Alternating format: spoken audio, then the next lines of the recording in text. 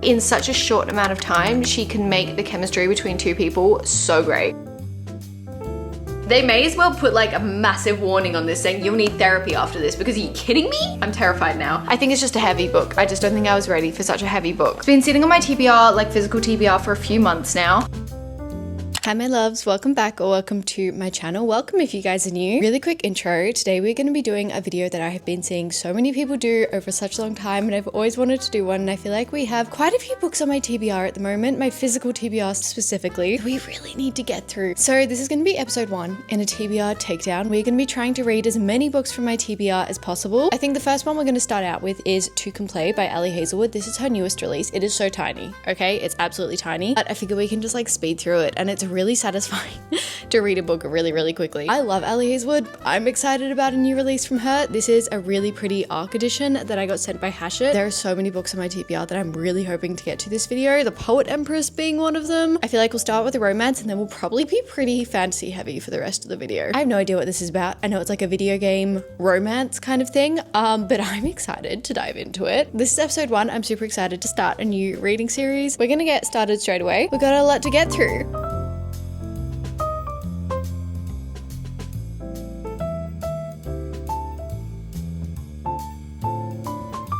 65 pages in chapter 7. I read about like 50 pages last night. Honestly thought I was going to be reading more, but I fell asleep so early last night. I was just absolutely exhausted. I'm actually having a fun time. I can't lie to you, I love Ali Hazelwood. I really like her writing. I love immersing myself in a little Ali Hazelwood romance, and it's been a hot minute since I've read an Ali Hazelwood. So I was so excited when this arrived on my doorstep. It is the cutest cover in the entire world.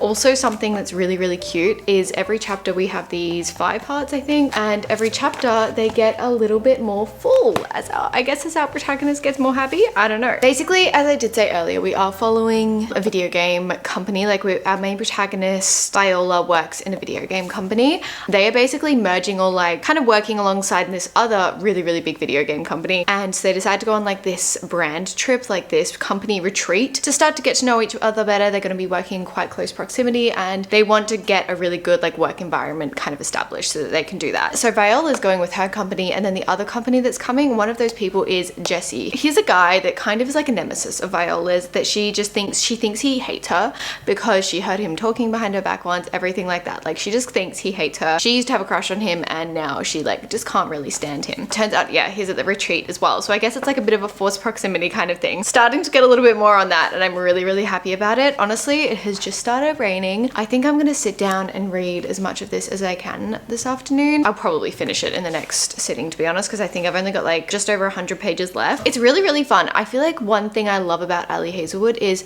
she always manages to make a very simple book, like a tiny little book, so much fun. And in such a short amount of time, she can make the chemistry between two people so great. I am expecting spice in this because it's Ali Hazelwood, but if there isn't, I will let you know. I don't think this is YA though. I definitely don't know what they're talking about when they're talking about video games, because I am very new to the world of video games. I didn't play any when I was growing up. I dabble here and there in video games, but pretty much only with my partner. Like we play co-games, and then I play Hogwarts Legacy. I don't know really what games they're referring to. Now and then I'll be like, oh, that sounds really familiar, but I don't really know what games they're referring to when they're talking about popular games. So look, it's not really my typical romance book that I would gravitate towards because I don't know anything about this, but it's kind of fun. It's fun to have a different setting, I'm not gonna lie. Also, last thing, Viola is a really fun protagonist. She's very like kind of kooky, and she just chats so much. A lot of nervous rambling, and I actually love that about her. I think she's so much fun. Just a bit of a fun character, you know? I feel like Ali Hazelwood always creates some really fun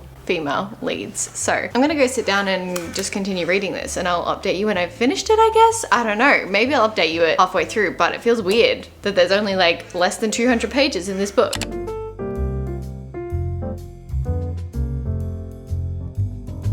Later in the night, I've made myself a cup of peppermint tea. We have officially pulled out the winter PJs. Is it that cold? No, not really, not at all. I just am like, I get cold so easily, it's quite ridiculous. As I suspected, we finished To Play very quickly. This was literally 180 pages, so it was so small, so easy to read. Honestly, actually really good. For such a short book, it was really fun. Very spicy. We had some very spicy scenes. Would I expect that much less from Ali Hazelwood? No. For some reason, her spicy scenes can tolerate a lot more than others. I don't know why. I feel like a big thing for me is that I don't like certain adjectives in spicy scenes. So if it's like a very specifically written kind of scene, I'm fine reading it. It's just if they use words like engorged and stuff like that, I'm just not here for that. It gives me the ick, to be completely honest. Honestly, the character development was really good. As I said before, I really like how chaotic Viola was as a character. She was so all over the place. Her thoughts were like all over the place all the time. And I feel like it just made it so realistic. There was like a miscommunication that made so much sense. And I rarely ever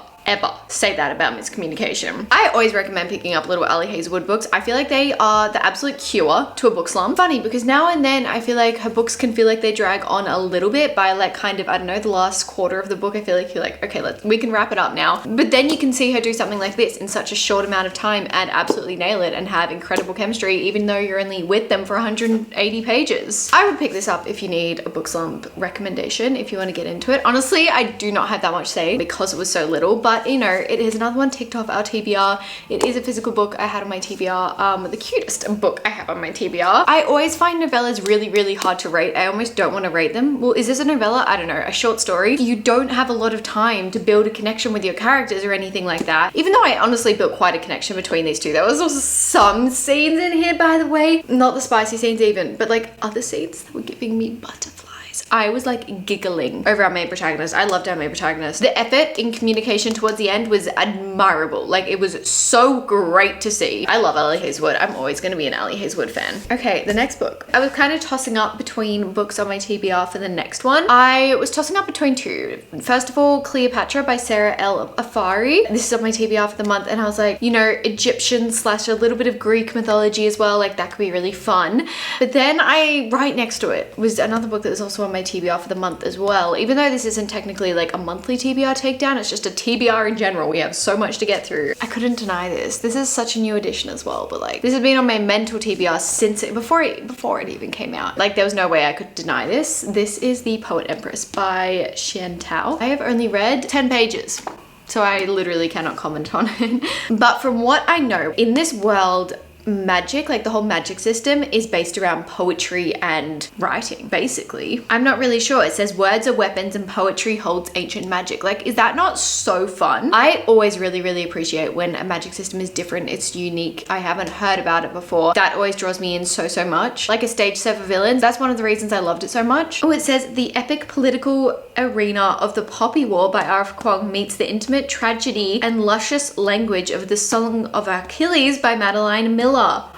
They may as well put like a massive warning on this saying you'll need therapy after this, because are you kidding me? I'm terrified now. I also didn't know that this was like a sad book or traumatic book or anything like that until recently, so that's new to me as well. But all I know is that we are following our protagonist Wei Yin, and it says she's a peasant girl turned concubine to the cruel Prince Terran. She's already dealt with a really hard life, and then she kind of gets put into this position, but I think she holds some sort of magic. I have no idea. I like truly don't have too much idea of what this is about, but I am going to sit down and read as much of this as I can tonight. I have been having such a lazy day and it was so needed. Remember to let yourself rest. I'm really bad at that, but remember, let yourself rest, because wow, it makes such a big difference. Anyway, we're going to continue resting. Go read this. Like, guys, I'm so happy right now. Paddington PJs are on. I have a cup of peppermint tea. I'm about to start a new fantasy book. Like, can this get better? Not really. This is my idea of a fun night.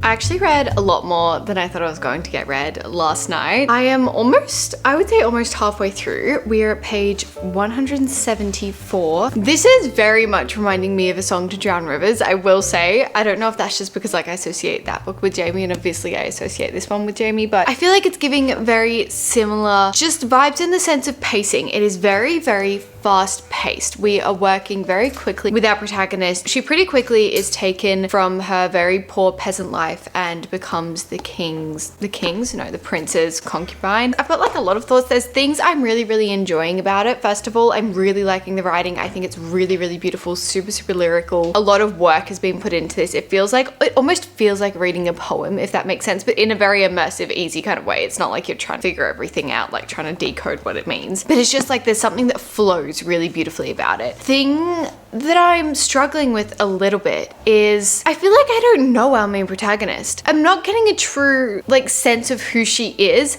I don't really understand, like I understand her motives, but I feel like there's not a lot of reasoning behind them apart from like, can't say what they are because there's a spoiler, but apart from like, I don't know, just like it's the same as everyone else, if that makes sense. It's a general kind of consensus that's motivating her to do this. I understand that like the reason she has come to the kingdom to help her family, in hopes to help her family, but I feel like so far we haven't really done that. The actual world is really, really fascinating. Starting to learn more about the history of magic in this world, how magic works, how you can like write a poem and how that becomes like a magical thing, basically. My words are not good today, I'm so sorry. Definitely look up content warnings for this though. I think there are content warnings in the beginning, like yeah, there's a little like blurb just telling you what it's describing, and I would take that quite seriously because we do have some really graphic, intense scenes that are a lot. I don't know why, I feel like it caught me off guard because I wasn't expecting this to be as intense as it was. We do have some quite confronting scenes, to be honest, and that's an ongoing theme. I will say I do not see myself liking Prince Turen. Like, you know, usually on the back of books when they're like, oh, the cruel prince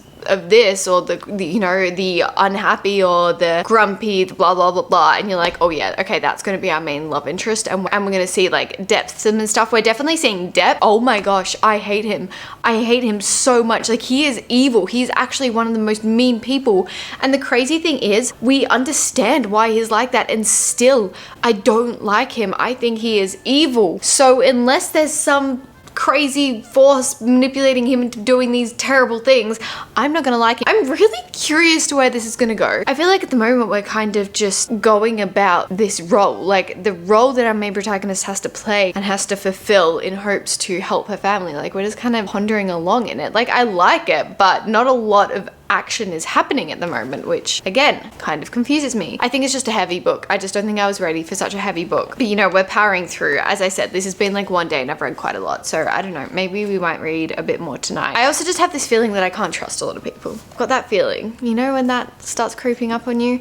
Anyway, I guess we'll see how it goes from here on. I'll definitely keep you updated on this. I need to talk because I don't think I have felt this conflicted about a book in, I don't know, maybe since reading like Jade City or something. Like, it's a good conflicted, okay, don't get me wrong, but 250 pages in, chapter 47. Like, I know I said I hate our main guy protagonist. That completely still stands. However, and like, this is a very small however, there was this one moment when we were reading about him, and I feel like, so we've kind of got these two perspectives almost going on, which kind of allows us to learn more about the history of both like the kingdom, the emperors, the royal kind of family in this kingdom, and also just our main prince and how he ended up to be so evil. But oh my god, there was one moment when I was like, oh, okay, I see why you're like how you're like, if you know what I mean. I was kind of just thinking, maybe you actually have a reason for being like this, and maybe your childhood shaped you to be like this, and maybe something. I was like, okay, I'm starting to see it now. Then completely shifted and I'm back to the beginning and I'm like, I hate him. He is such an evil character. And I don't know, but it was so easy to sway my opinion for those few little chapters that I'm like, will my opinion change again? I don't know. I am really, really conflicted. So confused. I feel like we're definitely getting a lot more into the political side of things as well, which is really interesting. A long time has passed. I think we're getting closer to 2 years now. Maybe not quite, maybe like a year and a bit. But that means our protagonist is kind of deeper in this world and she has more say to these political happenings and she's trying to influence as much as she can, which is really interesting. I'm really glad that we're getting into that side of things a little bit more because it's a really intricate world building and magic system. On the back here, it also says unmissable for die-hard genre fans, so like fantasy fans, but also for readers of literary fiction looking to make their first foray into fantasy. And it very much reads like that. I feel like it would definitely be a really great step into fantasy. I feel like, especially because I've been reading more literary fiction at the moment, is written in that same kind of, I guess, lyrical way, atmospheric way, and a lot of time passes where you'd think that would hinder your experience on how connected you get to the characters and stuff like that, but it really just deepens it. Yeah, very Song to Drowned Rivers, but make it so much darker. Please just look up content warnings before you go into this because I don't think I I knew there was darker themes, but I didn't quite, for some reason I feel like I pictured like a darker atmosphere, not really dark content, but it's quite confronting what we're reading about. So yeah, do not go into this just for a quick lighthearted fantasy read. I have a feeling that I'm going to be conflicted until the very end, to be completely honest. I have no idea what this rating will be. Oh my god, that is so cute, guys. She literally has credits, the author Chantal. Like, she has credits for everyone who helped this book come to light. So she said, would like to thank everyone at Orion who worked on the publication of The Poet Empress in the UK. And so she has her agent, the editorial people, audio contracts, editorial management, finances, production, publicity, marketing, sales, inventory, and operations. That is so incredible. I love that. It really shows you how much work actually goes into a single book. Like, we really, I don't think of that enough, and I don't think of the amount of effort and time, like not just for the writer, but for the editing team and for the marketing team and everything like that. It's truly incredible. We'll see how much further I get in tonight. I've really been binging this afternoon, so wish me luck. Literally so close to finishing.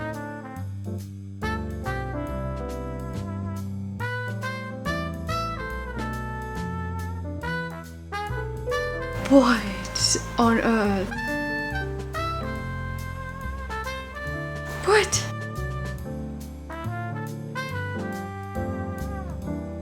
Wait, this is kind of sad. I didn't expect to feel anything for these characters. This is kind of sad. Am I gonna cry? I kind of am. My eyes are watering up. Leave it to like the last page to make me cry. I didn't cry once throughout this entire book. Then the last page gets me. Typical. Well, thunder right on cue. But I just finished The Poet Empress. Not gonna lie to you guys, we're in the middle of a storm right now. So, also I've got like all the lights on in the house. Could you guess what time it is? It's 2:30. It's 2:30 in the afternoon, it's basically dark. I am not looking forward to winter, like in the slightest amount. This is one of those books that I truly didn't know what I thought of it until like the last, I want to say 20%. I truly didn't know whether this was going to be close to a 5 stars or more like a 3-star rating, because there were moments where I was like, this is making me so incredibly frustrated. Then I was like, no, I'm glad I'm frustrated. Like, I want to be frustrated. Like, clearly I'm really connected to this plot to be this frustrated. That last 20% really solidified my feelings, and I think this is like going to be like a 4.5. It wasn't quite a 5-star just because, as I said before, the fact that I couldn't connect with our main protagonist really bothered me. It felt like she was more there as like our eyes, the reader's eyes, if that makes sense. We were just kind of following the politics and the happenings in this kingdom, and like that was fascinating. I loved that part of the plot, and it was so intricately put together. I wanted to love our main protagonist, you know? I wanted to at least know her, and I just feel like she was kind of there. I'm so sorry if the rain is getting loud. I'm sorry, I'll wrap this up quick, but it's a lot of thunder. Oh, okay, we're still going. But I think if I had liked it, not even liked her, because I will read a lot of books where I'm not obsessed with the main protagonist, like DM in Spark of the Everflame, not obsessed with her, but I'll still really, really love the book as a whole. But I think it's more the fact that I know our main protagonist, like I know our main character. And I think that's just the one thing I wanted for this. I will say, I talked to Jamie about it, and I was like, Jamie, I've got to be honest with you, like I am not loving him. I don't even know who our main protagonist is. Like, is that just me? Am I missing something? And she was like, no, but on the reread, it hits a whole lot different. So I don't know, maybe like an audiobook reread might be really good or something. But can I just say, this is some of the most incredible writing. This is a debut author, by the way, a debut fantasy novel. That's insane. The writing was so incredibly beautiful. The vocabulary used was amazing, to be honest. There were some words where I was like, I don't even know what this means. And I just feel like that doesn't happen very often in books. I feel like usually it's the same kind of vocabulary used, but if it's used in a certain way, it's very descriptive, if that makes sense. But this felt like an entirely new type of writing, and I loved that. It did feel very contemporary fiction meets fantasy, which I love. I think if you are a contemporary fiction fan, please pick this up. Or maybe on the other side of things, if you're wanting to delve into contemporary fiction and you only read fantasy,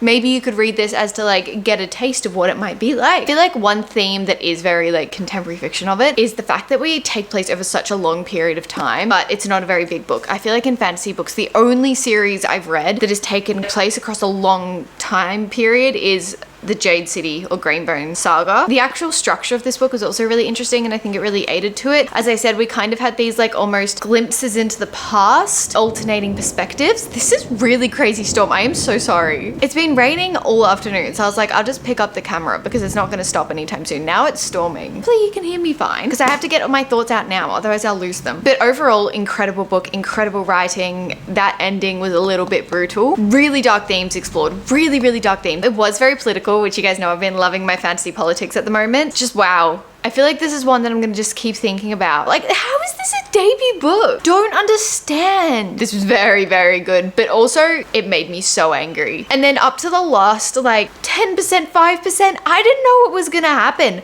I didn't really know where we were going. And I feel like everything was left up to the last minute in the best way possible. Like left into the last minute so it kept you on the edge of your seat into the last minute. Not like everything was wrapped up in like 10 pages, because it almost wasn't. Wow, Chantal, you blew it out of the park for your debut book. This was incredible. As for our next book, it's raining in the afternoon. I've done all my work for today. I don't have any assignments to do. So we're gonna pick up our next book straight away. Let's go. I'm gonna show you what we're gonna pick up. I think I have an idea. Okay, the next one I wanted to pick up was Cleopatra by Sarah L. Afari. This is also on my TBR for the month. It's been sitting on my TBR, like physical TBR, for a few months now, and I just thought like I really wanted to get to it. Obviously, it's pretty self-explanatory what it's about. I did read the first little blurb thing. Like there's a kind of a little, what is this called? Preface thing, and it says, this is a true story, as true as any other biography of Cleopatra. Despite her being one of the most famous women in classical antiquity, we know very little about the life she led. The historians we have relied upon to tell her tale lived centuries after her death. And it talks about the fact that they talk a lot about the politics of her and her ruling, but they don't talk about her and her life. As a result, every choice I have made in this novel intertwines intention and interpretation.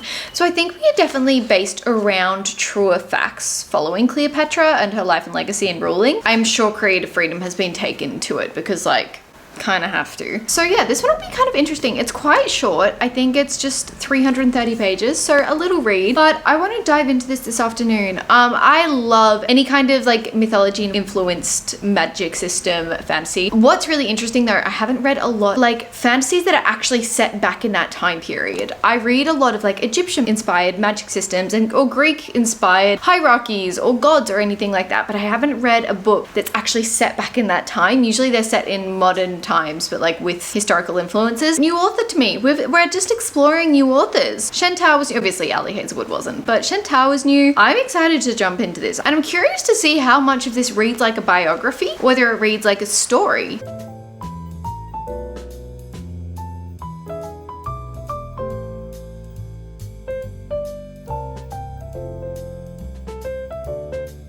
This is honestly such an easy book to read. I am already 130 pages in. I've been reading it just kind of this afternoon and tonight. As you can see, the rain has calmed down, although I do think it's coming back. Very, very easy book to read. This is so, like, you know when books just flow? You get into flow state with them, where you can just like fully immerse yourself in, and then you realize you've read 100 pages in what feels like 20 minutes. So far, what we are kind of following is literally how Cleopatra came to reign, how she adopted or dismissed some of her father's tactics, I guess, strategies to ruling. He seems like a very cruel man, but she like has this kind of respect for him, so I'm a little bit confused there. And now we are kind of in the Greek-Egyptian crossover period, where obviously she was Pharaoh of Egypt. She had a lot to do with Caesar, Julius Caesar, in ancient Rome. So we've kind of got two mythologies intersecting here. Obviously we had like goddesses and everything, like Iris for Cleopatra. That was kind of who they looked up to. And then when we're with Caesar, he's talking about Jupiter. So we have all these different kind of mythologies and religions, I guess, like ancient religions going on at the moment, which I find is really fascinating. It's really cool to see them intersect like this. I've never read anything like that. If you want a timeline, we are currently 48 BCE, but we start off, I think, 50 BCE. I just realized this is the same author as Fable, which I have on my shelf and I still haven't read. It's embarrassing that I haven't read it yet. That makes sense because this feels like very developed writing. Like she really knows what she's doing. I'm actually really liking her writing. I'll definitely read more by her now. It's really interesting because yeah, we're just kind of seeing the trials and tribulations of Cleopatra ruling in this time. She was just a woman And that comes with so many trials and tribulations and people lacking respect for you and just looking down on you, even though they'd literally be your soldier, like you're in charge of them. Also, Caesar's time of reign was a really interesting era because I feel like it was just so corrupt and things were also changing so quickly and rapidly. And yeah, I just feel like it was really hard to keep up with. So this is quite interesting to see them overlap. I feel like it took me a little bit to get into it. Like the first, I want to say like 30, 40 pages were a little bit slow. It was kind of felt like we were just set in Egypt and it was very like atmospheric for the beginning, like some really gorgeous lines. I think there was one that was like, Egypt kissed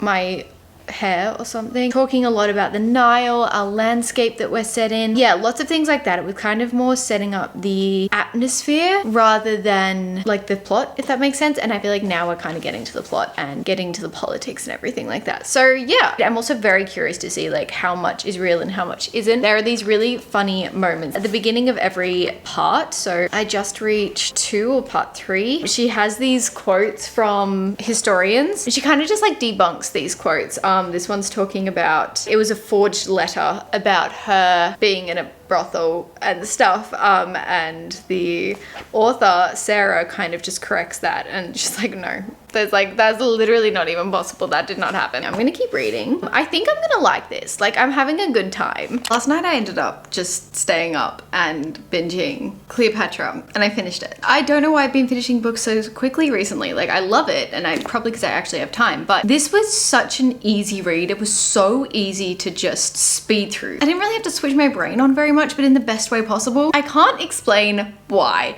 but it almost felt like The Seven Husbands of Evelyn Hugo, but obviously it's more like Cleopatra's legacy. I do want to fact check some things because now I'm like, oh, did this actually happen? Like, did this happen? Because that's really interesting if it did. So I don't really know what's real history and what's creative freedom. Overall, really enjoyed it. It's not one that's gonna stick with me for a while, and yeah, I'm kind of confused because it was almost like Cleopatra was telling us her story. There was often times where she spoke to us as the reader, like she would say, and you might think your historians say this. So that was kind of an interesting way of writing, to be honest. It kind of almost gave me like Lemony Snicket vibes. That's probably the only other person I can think of that I've read books like that by, but I did really like it towards the end. Also throughout it, I'm gonna see if I can find an example. There was like little things that might have been asterisked and it would give you more information on that, or it might have, yeah, here we go. Like see little asterisks there. So that was a really cool addition as well. I always love that, like when there's, you know, things that you might not just know or expected to know and then they explain it further for you. I really appreciate that. I think the first like 100 pages, it took me a little bit. I think I said that earlier. And the way I mean, it's like Seven Husbands, like coming back to that. It almost felt like she's just this really powerful, independent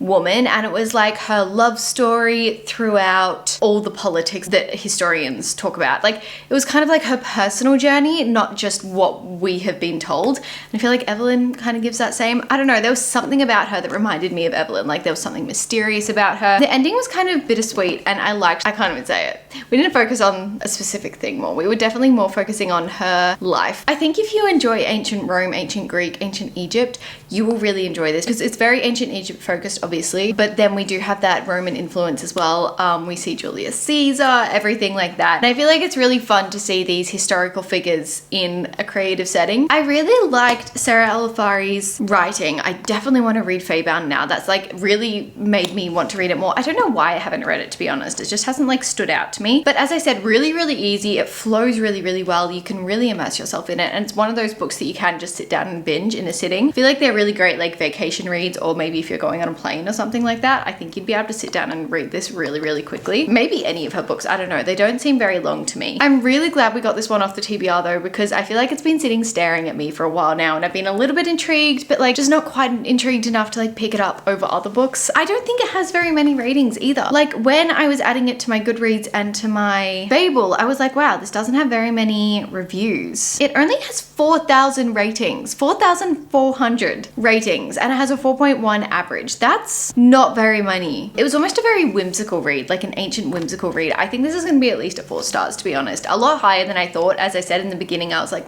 which is kind of interesting because I have read the first few pages of Fable and I was like, oh, I'm not really into it. I don't know, maybe I just needed to get 100 pages in and then I would speed through it like this. But that is gonna bring us to the end of this installment on this new series. I hope you enjoyed it. I will definitely be continuing this. Obviously, we've got a lot of books to get through. I feel like I really like doing these ones when they're slightly more underrated books or books that I kind of have been a bit more hesitant or intimidated by to pick up. So they're fun videos to do. But I hope you enjoyed today's video. If you have stayed till the end, thank you so much. It truly means the world to me. I love you guys so much and I will see you in my next video.